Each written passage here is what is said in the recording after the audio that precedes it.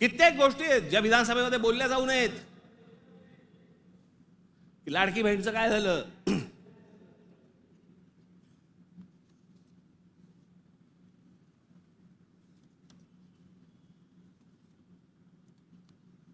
लाडकी बहीणचं काय झालं? काही नाही.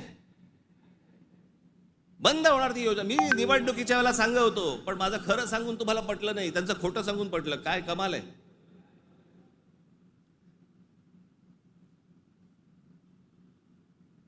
ज्या महत्वाचे जे विषय आहेत, या सगळ्या महत्वाच्या विषयांकडे आपण दुर्लक्ष करायचं आणि दुर्लक्ष करून आम्ही कुठे भरकटायचं, कुठे चालले आमचा विधानसभेमध्ये चर्चा कशावरती?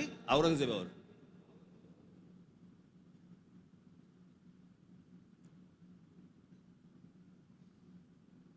मी तुम्हाला मुद्दामून सांगतोय की तो तुर्कस्तान म्हणजे आत्ताचा टर्की हा देश तलवारीच्या धारेवरती, धर्माच्या धारेवरती उभा राहिला. सगळ्या ठिकाणी आक्रमण केली. हा औरंगजेब यांचे हे सगळे आहेत ना, बाबर बिबर पासून सगळे, हे सगळे तुर्की मंगोलियन लोक आहेत. आपण ज्यांना मोघल म्हणतो ना, मोघल म्हणजे मंगोल्स, चंगीज खानवाले. हा तुर्की मंगोल आहे. सगळं धर्म, सगळं मुस्लिम धर्म तलवारीच्या धारेवरती सगळा देशभर जगभर पसरवण्याचा प्रयत्न केला. नंतर धर्माच्या आधारावरती तुम्हाला देश नाही उभा करतायत. हे अनेक देशांना समजलं. त्यातला पहिला टर्की म्हणजे तुर्कस्तान. तिकडे 1922 साली त्यांच्या पंतप्रधान का काय प्रेसिडेंट जो काय असतो तो, त्याच्यावरती केमाल पाशा नावाचा माणूस आला आणि केमाल पाशाने सगळं अख्खं तुर्कस्तानचं चित्र अख्खं पालटून टाकलं. 1938 साली मला असं वाटतं ते गेले. त्याच्यानंतर जी लोक आली तिथे इस्लाम आता म्हणण्यापुरता आहे तिथे, पण तो आता भाग दक्षिण युरोप म्हणतात त्याला, दक्षिण युरोप. तिकडची परिस्थिती, तिकडची अवस्था जर समजा तुम्ही बघितलीत, म्हणजे त्या सगळ्या ठिकाणी मशिदी आहेत, सगळ्या गोष्टी आहेत, पण तुम्हाला रस्त्यावरती धर्म दिसत नाही. कारण त्याच्या लक्षात आलं की धर्मामुळे देशाची प्रगती होणार नाही. त्याने काय काय प्रकार केले? केमाल पाशाने राज्यघटनेत तुर्कीला धर्मनिरपेक्ष राष्ट्र म्हणून घोषित केलं. इस्लामला राज्य धर्माचा दर्जा काढून टाकला.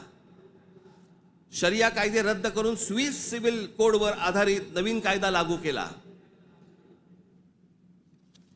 त्याच्यानंतर अरबी लिपीऐवजी लॅटिन लिपी स्वीकारली. फ्रेंच फेज टोपी त्यांची जी होती त्याच्यावर बंदी आणि पाश्चिमात्य पोशाखांना प्रोत्साहन दिलं. मशिदींमधील अरबी प्रार्थनांना तुर्की भाषेत बदललं. आता सध्याचे टर्कीचे सध्याचे अध्यक्ष एर्दोगन यांनी मवाळ इस्लाम स्वीकारला वगैरे सोडा, टर्कीला दरवर्षी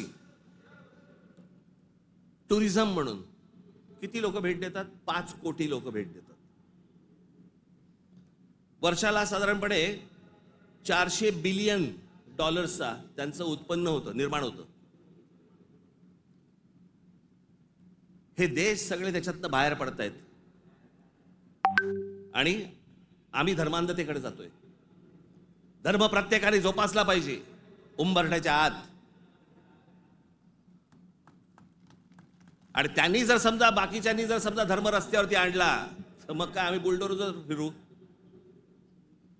मी ज्या वेळेला सांगितलं होतं हे सगळे लाऊडस्पीकर्स बंद करा मशिदींवरचे, ऐकलं नाही. माझ्या 17,000 महाराष्ट्र सैनिकांवरती केसेस टाकल्या. आणि आता परवा दिवशी आमच्या महाराष्ट्र राज्याचे मुख्यमंत्री देवेंद्र फडणवीस म्हणतात की आम्ही त्यांना सांगितलेलं आहे रात्री 10 ते सकाळी 6 भोंगे वाजणार नाहीत. अहो तेव्हा वाजतच नाहीत. प्रश्न आहे सकाळी 6 ते रात्री 10. या लाऊडस्पीकरचा, सततच्या लाऊडस्पीकरचा लोकांना त्रास होतो. तुमचे काही सण बिण असतील तर आपण समजू शकतो,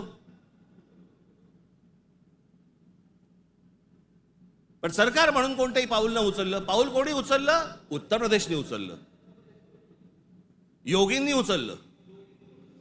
त्यांनी सगळ्यावरचे लाऊडस्पीकर बंद केले.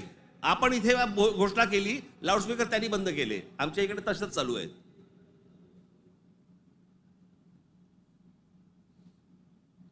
हे इकडे माहीमला इथे समुद्रावरती जे काय काय त्यांनी काय काय करतात ते मजार मजार बोलल्यावरती रात्रीच्या रात्री काढून टाकली गेली. आतमध्ये काय? आतमध्ये पोकळ काहीच नव्हतं. ही सगळे अनधिकृत बांधकामं, या अनधिकृत वस्त्या ज्या काय आता झालेल्या आहेत आपल्याकडे, हे सगळे इथे कॉम्बिंग ऑपरेशन्स केली पाहिजेत. अहो आपण मूळ विषय सगळे जे आहेत ना, जे रोजगाराचे आहेत, जे शेतीचे आहेत, जे कामगारांचे आहेत, जे विद्यार्थ्यांचे आहेत, जे शिक्षणाचे आहेत, सगळे बाजूला काढतोय आपण आणि भलत्या गोष्टींमध्ये आपण रमतोय, भलत्याच गोष्टींमध्ये.